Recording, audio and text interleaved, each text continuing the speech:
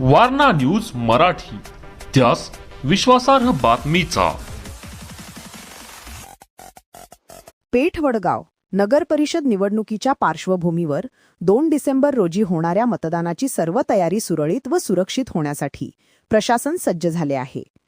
त्यानुसार सिद्धार्थनगर येथील मतदान केंद्राची आज कोल्हापूरचे जिल्हाधिकारी अमोल येडगे व जिल्हा पोलीस अधीक्षक डॉ. योगेश कुमार गुप्ता यांनी प्रत्यक्ष भेट देऊन पाहणी केली.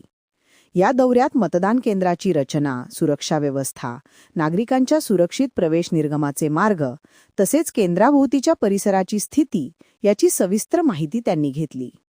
मतदान प्रक्रिया सुरळीत, शांततापूर्ण आणि निर्भय वातावरणात पार पडावी यासाठी जिल्हाधिकारी येडगे यांनी संबंधित अधिकाऱ्यांना आवश्यक त्या सूचना दिल्या.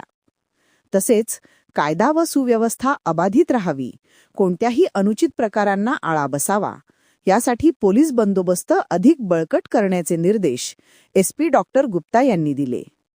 यावेळी वडगाव नगर परिषदेचे मुख्याधिकारी सुमित जाधव, पोलीस निरीक्षक प्रमोद शिंदे यांसह निवडणूक विभागातील आणि पोलीस प्रशासनातील अधिकारी कर्मचारी उपस्थित होते.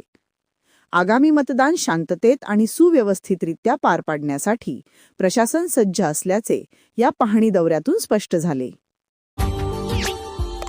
Subscribe now and press the bell icon. Never miss an update.